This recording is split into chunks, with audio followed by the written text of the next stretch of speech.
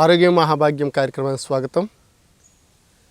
సిద్ధ వైద్యానికి సంబంధించినటువంటి విభిన్నమైనటువంటి విషయాల్ని అనేక రకాలైనటువంటి విషయాలతో మేళవించి చెప్తున్నాము. అలాగే మీరు కూడా అదే విధంగా ఆదరిస్తున్నారు. మరి సిద్ధులకు సంబంధించినటువంటి విషయాలను కొన్ని ఈరోజు మనం చెప్పుకుని వారి యొక్క విచిత్రమైనటువంటి ప్రయోగాలు కూడా చెప్పుకుందాం. చాలామంది ఈ మధ్యకాలంలో అనుకుంటూ ఉంటారు ఏమనంటే ఆయుర్వేదము, సిద్ధ, యునాని, నేచురోపతి, అల్లోపతి అనేక రకాలైనటువంటి వైద్య విధానాలు ఉన్నాయి కదా, ఏ వైద్య విధానంలో మంచి మందులు ఉన్నాయి అని. మంచి మందులు అనేటువంటివి ఉండవు. రోగము సవ్యంగా కనుక డయాగ్నోసిస్ అయితే ప్రతి వైద్య విధానంలో కూడా మంచి మందులే ఉంటాయి. ఆ మంచి మందులు ఉన్నప్పుడు మంచి డాక్టర్ లేదా మంచి సిద్ధుడు లేదా మంచి ఉపాసకుడు, మంచిగా వైద్యం చేసేటువంటి వారు ఎవరైతే ఉన్నారో వారు ఆ మందుని ఇవ్వటానికి ప్రయత్నం చేస్తారు. కనిపించిన డాక్టర్ దగ్గరికి కానీ, కనిపించినటువంటి గురువు దగ్గరికి కానీ, కనిపించినటువంటి యాక్టర్లు, మాస్టర్లు, పాస్టర్ల దగ్గరికి, మంగళ దగ్గరికి, శాఖల దగ్గరికి అన్నీ షేర్ చేసుకోము. ఎందుకు చెప్తున్నానంటే సాధారణంగా కొన్ని విషయాలు మార్చకూడదు. టీవీల్లో కానీ, ప్రసార మాధ్యమాలలో కానీ, పుస్తకాల ద్వారా కానీ ఏదైనా వైద్యుడు మనకు పరిచయం అయినప్పుడు ఆ వైద్యుడు చేసేటువంటి వైద్య విధానంలో నిజమెంత, వైద్యంలో ఉండేటువంటి అతనికి ఉండేటువంటి గొప్పతనం ఏ విధంగా ఉంది, అతను చెప్పే వైద్య విధానమే సరిగ్గా అవలంబిస్తున్నాడా, అతను ఏ విధంగా ఆ వైద్య విధానాన్ని చేయటం వల్ల మిగతా వాళ్ళు బాగుపడుతున్నారు అనేటువంటివి ఆలోచించడంతో పాటు అక్కడ ఉండేటువంటి పరిస్థితులను కూడా మనం అవగాహన తీసుకోవాలి. ఎందుకనంటే సిద్ధ వైద్యం చేసేటువంటి చాలామంది ప్రసార మాధ్యమాలకి దూరంగా ఉన్నారు, లేదా కొన్ని రకాలైనటువంటి వైద్య విధానాల్లోనే వారి యొక్క జీవితం మొత్తం సాగిపోయింది. ఉదాహరణకి మీకు కొన్ని ప్రాంతాలలో ఒక చేతులు విరిగిపోయినాయి అనుకోండి, ఆ చేతులు కట్లు కట్టేటువంటి వాళ్ళు మాత్రమే ఉంటారు. అలాగే చర్మ వ్యాధులు ఉండేటువంటి వాళ్ళు ఉన్నారనుకోండి, చర్మ వ్యాధులు ప్రత్యేకంగా చికిత్స చేసే వాళ్ళు ఉన్నారు. అలాగా ఒక్కొక్క భాగానికి కామెర్లు, ఉదాహరణకి ఆ కామెర్లకు ప్రత్యేకంగా చికిత్స చేసేటువంటి కుటుంబాలే ఉన్నాయి. అలాగే ఆస్తమాకి ప్రత్యేకంగా చికిత్స చేసేటువంటి కుటుంబాలే ఉన్నాయి. వారెవ్వరూ కూడా ప్రసార మాధ్యమాలలోకి రావట్లేదు. కానీ సిద్ధుల యొక్క కృపచేతను, గురు కృపచేతను ఆ వైద్య విధానాన్ని అలా పోషిస్తూ వారితో పాటు వారి తరం అంతా కూడా సేవ చేయటానికి ఇష్టపడి ముందుకు వెళ్తున్నారు. కాబట్టి సిద్ధ వైద్యం అనేటువంటి పేరు గొప్పగాను హుందాగా ఉంది. కానీ ఇందులో అన్ని రకాలైనటువంటి వాటికి వైద్యం చేయొచ్చు. కానీ ఒక సిద్ధుడు అన్ని రకాల వైద్యాలు చేయటానికి అతని జీవితం సరిపోదు. ఎందుకనంటే సిద్ధ వైద్యంలో వ్యక్తి యొక్క శరీర తత్వాన్ని బట్టి, మానసిక తత్వాన్ని బట్టి, ఆత్మ యొక్క పరిపక్వతను బట్టి మందు ఇవ్వాల్సి ఉంటుంది. కేవలం శరీరంలో ఉండేటువంటి దోషాలను బట్టి కానీ, శరీరంలో ధాతు వైషమ్యం వల్ల కలిగేటువంటి మార్పుల్లో కలిగినటువంటి వికారాలకు కానీ ఇందులో వైద్యాలు చేయరు. ఏ విధంగా వైద్యం చేస్తారంటే 3 రకాలైనటువంటి కర్మల్ని విముక్తి చేసే విధానంగా, అంటే జీవితంలో అతను మళ్ళీ అటువంటి వ్యాధి పొందకుండా ఉండేటువంటి స్థితిని కల్పించడానికి ఏ ప్రక్రియ అయితే ఉందో ఆ ప్రక్రియ చేయటానికి సిద్ధుడు ఎల్లప్పుడూ కూడా కుతూహలంగా ఉంటాడు. ఎందుకనంటే గురు బ్రహ్మ గురు విష్ణు గురు దేవో మహేశ్వర గురు సాక్షాత్ పరబ్రహ్మ తస్మై శ్రీ గురువే నమః అని చెప్తారు కదా. ఇది గురుగీతలో ఉండేటువంటి శ్లోకము. ఈ గురుగీతలో ఉండేటువంటి ఈ శ్లోకంలో గురువే బ్రహ్మ, గురువే విష్ణువు, గురువే మహేశ్వరుడు, సాక్షాత్ పరమేశ్వర స్వరూపమైనటువంటి ఈ గురువే ప్రకృతిలో ఉండేటువంటి ఈ మాయలో కూడా తల్లిదండ్రులు కూడా ఈ గురువేట. అంటే దాని అర్థం ఏమిటంటే తల్లిదండ్రులు అనేటువంటి వారు పాంచభౌతికమైనటువంటి దేహాన్ని ఉత్పత్తి చేయటానికి అవసరమైనటువంటి క్రియ చేస్తున్నారు. పంచభూతాలతో ఏర్పడినటువంటి ఈ శరీరంలో ఉండేటువంటి చైతన్యం ఏదైతే ఉందో అది పరమాత్మకు సంబంధించినటువంటిది. పూర్వజన్మ సంస్కారాల చేత మనకు కలిగినటువంటి వికారాలు మనసు చేత ప్రేరేపించబడి బుద్ధి చేత అవి నిర్దేశించబడతాయి, అంటే నిశ్చయం చేయబడతాయి. కాబట్టి ఇటువంటి బుద్ధి అనేటువంటిది, మనస్సు అనేటువంటి దాన్ని చంచలాత్మకంగా ఉండకుండా నిశ్చయాత్మకమైనటువంటి మనస్సులోకి ఏకం చేయాలంటే గురుకృప ఖచ్చితంగా ఉండి తీరాలి. కాబట్టి సిద్ధ వైద్యం చేయించుకునేటువంటి వారు లేదా సిద్ధుడు పూర్తిగా గురువుని మనసా వాచ కర్మన నమ్మి తీరాలి. అంతేకాకుండా చిన్న చిత్తక ఆ సిద్ధుడి దగ్గరికి వెళ్ళి ఇబ్బంది పెట్టడం అనేటువంటిది కూడా మంచిది కాదు. చాలాసార్లు చెప్తూ ఉంటాను, సిద్ధుల యొక్క సహనము ఎంతది అంటే మనకి భూదేవికి ఓర్పు ఎంతైతే ఉందో సిద్ధుడికి అంతకు మించి ఓర్పు ఉంటుంది. ఎందుకంటే వారు పరమేశ్వర స్వరూపులు.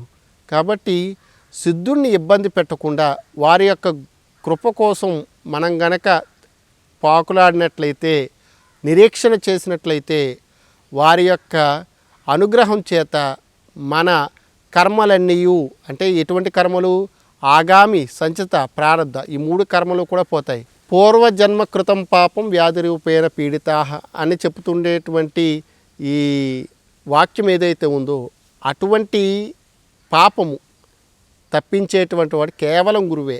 అటువంటి వాడు కేవలం సిద్ధుడే. అటువంటి సిద్ధుడే కేవలము ఈశ్వరుడు మాత్రమే. కాబట్టి సిద్ధులు అనేటువంటి వారు పరమేశ్వర స్వరూపమైనటువంటి స్థితిని కలిగి ఉంటారు. నిజానికి సిద్ధులు చెప్పేటువంటి దాన్ని సైన్స్ అనకూడదు, సూపర్ సైన్స్ అని చెప్పాలి.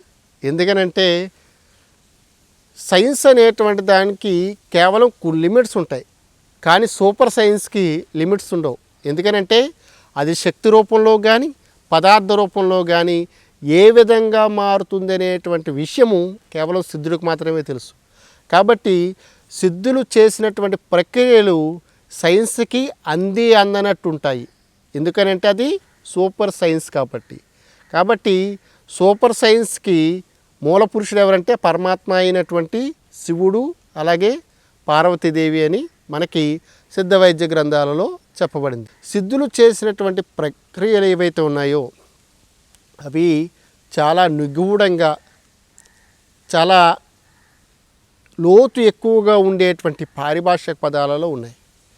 ఎవరైతే సిద్ధుడి యొక్క కృపకి పాత్రులవుతారో వారు తేలికగా ఆ మర్మాన్ని ఛేదించి వాళ్ళు జగత్తుకి మంచి జరగటానికి అవసరమైనటువంటి ఆరోగ్యాన్ని కానీ, ప్రకృతిని కానీ, లేదా మరో విధమైనటువంటి స్థితిని కానీ కల్పించడానికి అవకాశం ఉంటుంది. కాబట్టి సిద్ధులు యొక్క స్మరణ చాలా ఉత్కృష్టమైనటువంటిది అని సిద్ధ వైద్య గ్రంథాలు చెప్తున్నాయి. మన గురువు ఎవరైతే ఉన్నారో మనల్ని భవసాగరము దాటించటానికి, అంటే సంసార సాగరం నుంచి బయటికి తీసుకువెళ్ళటానికి, పరమాత్మలోకి ఐక్యం చెందించడానికి అవసరమైనటువంటి జ్ఞానాన్ని మన గురువు ఇస్తారు. ఇది హైందవ సంస్కృతి సంప్రదాయాలలో ఒక ప్రాథమికమైనటువంటి విషయం. గురువుకి సేవ చేయటం వల్ల, గురువు యొక్క సపర్యలు చేయటం వల్ల గురుకృప కలగదు.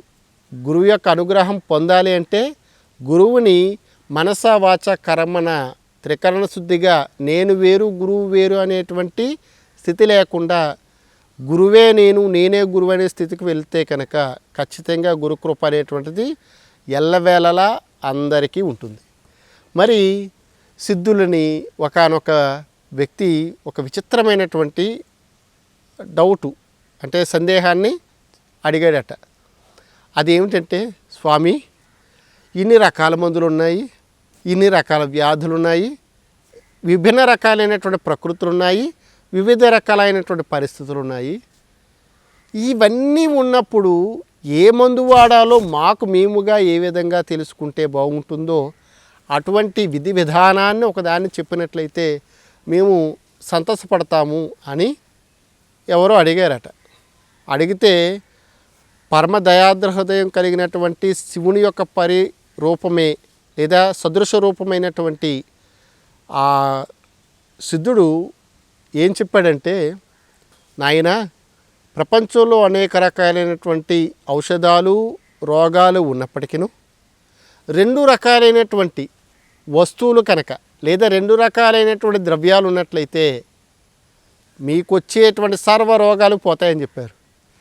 ఏమిటా 2 వస్తువులు, ఏమిటా 2 పదార్థాలు అని కనుక వాళ్ళని అడిగితే వాళ్ళు చెప్పినవి ఏమిటంటే, ఒకటి త్రిఫల రసాయనము, రెండోది త్రికటు రసాయనము.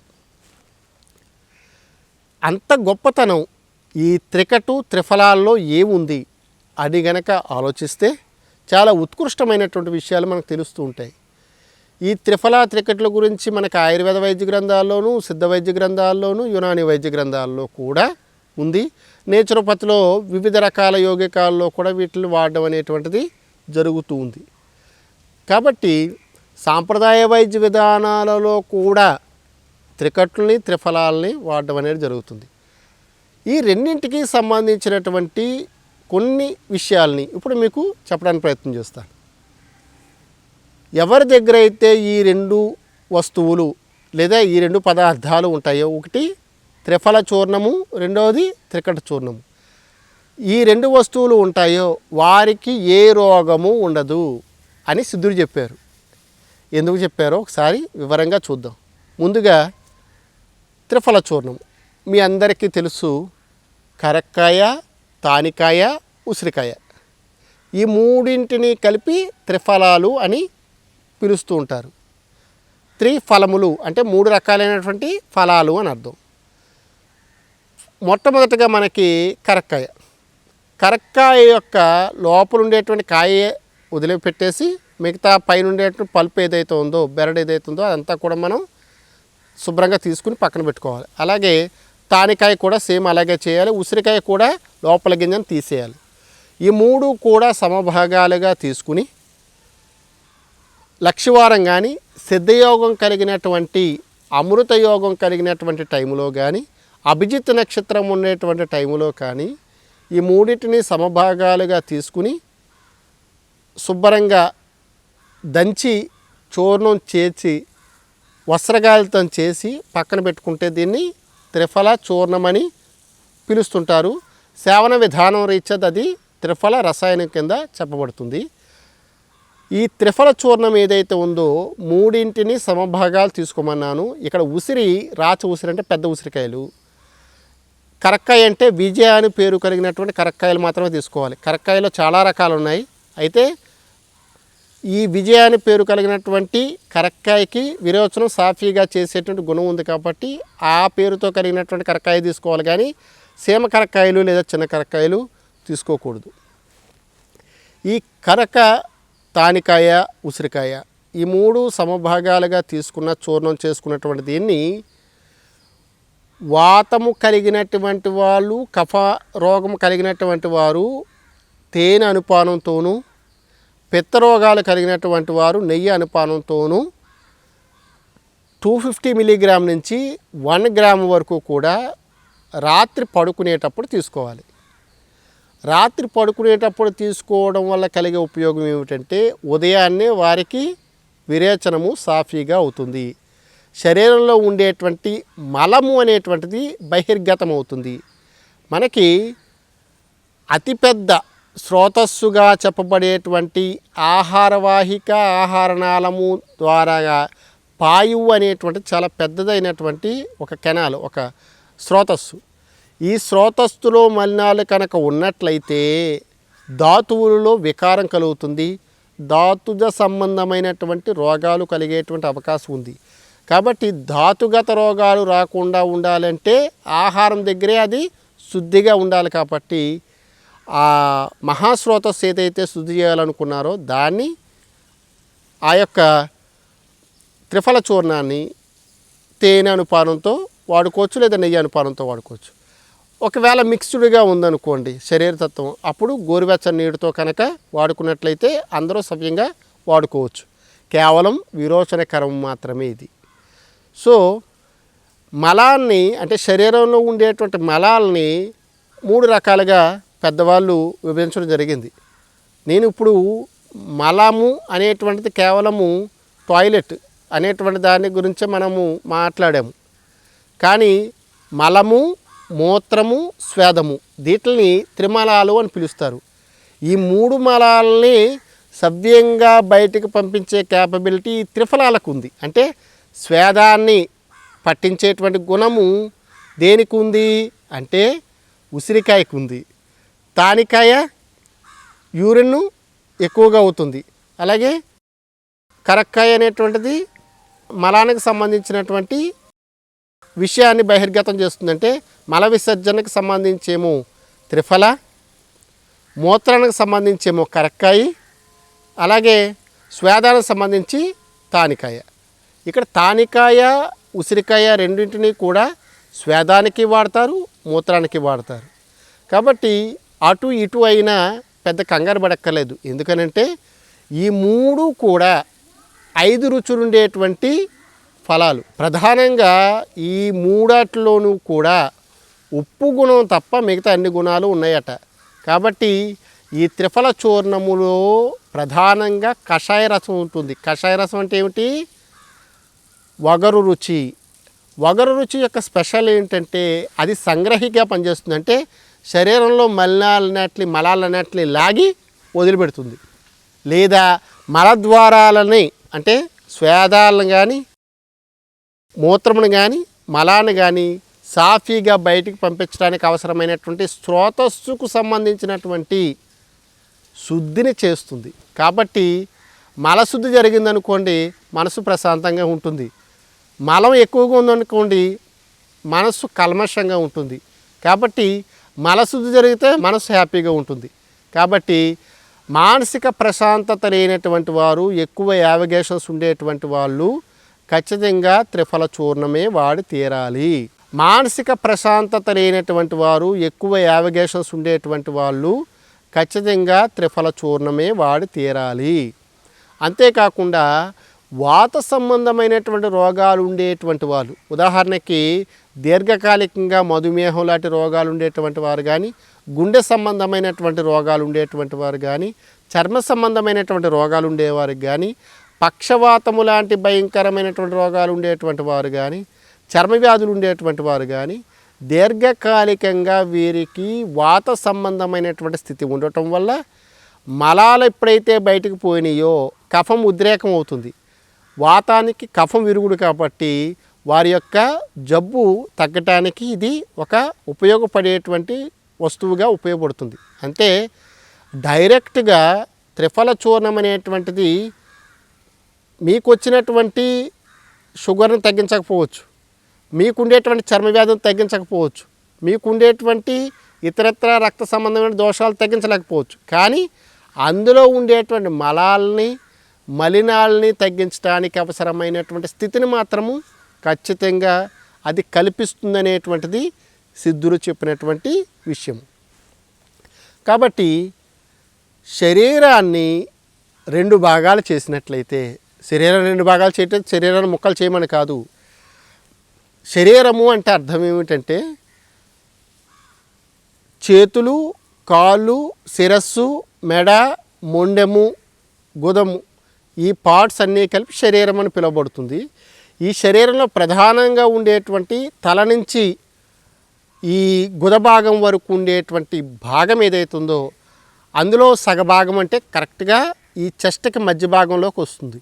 ఈ మధ్య భాగంలోంచి కింద ఉండేటువంటి పార్ట్ అన్నింటినీ సంరక్షణ చేసేటువంటి ఔషధం ఏమిటి అంటే త్రిఫలము. కాబట్టి పొట్టకు సంబంధించినటువంటి జబ్బులు ఎవరికైనా ఉన్నాయనుకోండి ఖచ్చితంగా త్రిఫల చూర్ణం అనేటువంటిది సరిపోతుంది. అంటే శరీరాన్ని 2 భాగాలు చేస్తే ఒక భాగము కింద పార్ట్ని చూస్తుంది. ఇక్కడ రెండో పార్ట్కి సంబంధించి త్రికటుకాలు, కటు అంటే కారము, అంటే 3 కారంగా ఉంటాయి. కారంగా ఉండడం అంటే ఏమిటి? చెమచెమలాడడం, నోట్లో ఘాటు తెలియటము, నోరు నుంచి ఉమ్మి రావడం లేదా నీరు కింద కారడం అనేటువంటివి, మంట పుట్టడం అనేటువంటిది, ఎర్రగా కందిపోవడం అనేటువంటిది కటువు యొక్క లక్షణాలు. ఏ వస్తువు యందు ఈ గుణాలు ఉన్నాయో దాన్ని కటు రుచి కలిగినటువంటి ద్రవ్యాలుగా చెప్పడం అనేటువంటిది సిద్ధ ద్రవ్య గుణ నిరూపణలో చెప్పబడినటువంటి విషయం. త్రికటుకాలు ఏమిటంటే శొంఠి, మిరియాలు, పిప్పళ్ళు. శొంఠి, మిరియాలు, పిప్పళ్ళు. శొంఠి శోధనకారి, పిప్పళ్ళు అనేటువంటివి శ్వాసకాసలలో అద్భుతమైనటువంటి మందు. మిరియాలు అనేటువంటిది నిజంగా సూర్య భగవానుడే మరీచి. మరీచి అంటే మిరియము అని అర్థం. సూర్యుడి భగవాను యొక్క పేరుల్లో మరీచి అనేటువంటిది ఒకటి ఉంది. ఇది కఫానికి విరుగుడు. శరీరంలో 2 భాగాలు చేసుకున్నప్పుడు ఈ పై భాగం అంతా కూడా కఫ భాగము, కింద భాగం అంతా కూడా పిత్త భాగము. సో కాళ్ళు చేతులు అనేటువంటి వాత భాగాలు. ఇలా గనక అనుకున్నట్లయితే వాతము అనేటువంటిది శరీరంలో ఎల్లవేళలా అంటే చేతనావస్థ కలిగినటువంటి జీవుల్లో ఎల్లవేళలో ఉండేటువంటిది వాతము. అచేతనంలో వాతం లేదు కాబట్టి కఫం పంగు, పిత్తం పంగు, పంగవో మలదాతవ. కాబట్టి కుంటి గుడ్డి అని పిత్తం కఫం. కాబట్టి వాతం ఉంటేనే మనం ఇలా గరవడం కానీ, మాట్లాడడం కానీ, కదలడం కానీ చేతనావస్థ అంతా కూడా జరుగుతుంది. కాబట్టి ఉరు పైభాగానికి సంబంధించి మనకి శ్వాస సంబంధమైనటువంటి దోషాలు ఉండటం వల్ల మన శరీరంలో ఉండేటువంటి ఈ వేస్ట్ మెటీరియల్ ఏదైతే ఉందో అది శోధన జరగదు. కాబట్టి శ్వాస సవ్యంగా ఉందనుకోండి, ఆక్సిజన్ లోపలికి వెళ్తుంది, ప్యూరిఫై అవుతున్నాయి. శరీరంలో ఉండేటువంటి మిగతా భాగాలు ఉండేటువంటి వేస్ట్ అంతా కూడా ముక్కు నోరుల ద్వారా బయటకు వస్తుంది, చెవుల ద్వారా బయటకు వస్తున్నాయి, కళ్ళ ద్వారా బయటకు వస్తుంది, చర్మం ద్వారా బయటకు వస్తుంది. ఏంటి విసర్జక అవయవాలు ఇవన్నీ కూడా. కాబట్టి ఊర్ధముఖంగా ఉండేటువంటి విసర్జక అవయవాలు ఇవి. అధోముఖంగా విసర్జక అవయవాలన్నీ 3. ఆడవాళ్ళకి 3, మగవాళ్ళకి 2. మలద్వారము, మూత్రద్వారము, ఇంకోటి సంభోగానికి ఉండేటువంటి భాగము, భగము అంటాము. ఈ 3 భాగాలు కూడా మనకి స్త్రీల్లో ఉంటాయి. కేవలము మూత్రద్వారము, మలద్వారము పురుషులలో ఉంటుంది. మరి త్రికటకాలని సమభాగాలలో తీసుకుని ఇందాక నేను చెప్పినట్టుగా కఫ వాత తత్వాలు కలిగినటువంటి వాళ్ళేమో తేనె అనుపానంతోనూ, పిత్తానికి సంబంధించినటువంటి ఇబ్బందులు కలిగేటువంటి వాళ్ళు నెయ్యి అనుపానంతో ఈ త్రికటుకాలని కనుక రోజు రాత్రి పడుకునేటప్పుడు కనుక తీసుకున్నట్లయితే చాలా మట్టుకి ఊర్ధ్వ సంబంధమైనటువంటి దోషాలు పోతాయి. ఇక్కడ రాత్రి వేసుకోవాలా పగటాలు వేసుకోవాలనేటువంటిది వాళ్ళ శరీర తత్వాన్ని బట్టి ఉంటుందని మాత్రం ఎట్టి పరిస్థితుల్లో మర్చిపోవద్దు. ఎందుకనంటే బాలురికి పుట్టినప్పుడు కఫతత్వం ఉంటుంది, మధ్య వయస్సులో పిత్తం ఉంటుంది, ముసలితనంలో కఫం ఉంటుంది. కాబట్టి వాతము అనేటువంటిది చిట్ట చివరి వయసులో ఉంటుంది. కాబట్టి వాత ప్రకృతి కాకుండా వాత వికృతి వల్ల రోగాలు కలుగుతున్నాయి. కాబట్టి రాత్రులు ఏం చేయాలి? కఫంతో కూడినటువంటి మలం వెళ్ళాలి కాబట్టి, మలద్వారం ఫ్రీగా ఉండాలి కాబట్టి త్రిఫల చూర్ణం రాత్రి వేసుకోవాలి. శ్వాసకాశ సంబంధ వ్యాధులు పిల్లలకు వస్తాయి కాబట్టి ఉదయము సమయములలో త్రికటకాలని తేనె అనుపానంతో కానీ, నెయ్యి అనుపానంతో కానీ వాడుకోవాలి. ఇలా వాడుకోవడం వల్ల పరిపూర్ణమైనటువంటి ఆరోగ్యం, అంటే కేవలం 2 వస్తువులతో 2 భాగాలుగా విభజించబడినటువంటి ఈ శరీరంలో ఉండేటువంటి మొత్తం మలినాలన్నీ పోతాయి, ఎటువంటి రోగాలు ఉండవు అనేటువంటి విషయము మనకి సిద్ధులు చెప్పడం అనేటువంటిది చాలా ఉత్కృష్టమైనటువంటి విషయం. నిజానికి అనేక మందులు ఉన్నా ఈ 2 మందులు ఉన్నట్లయితే ఎవరికి కూడా ఎటువంటి అనారోగ్యము దరి చేరకుండా ఉంటుంది.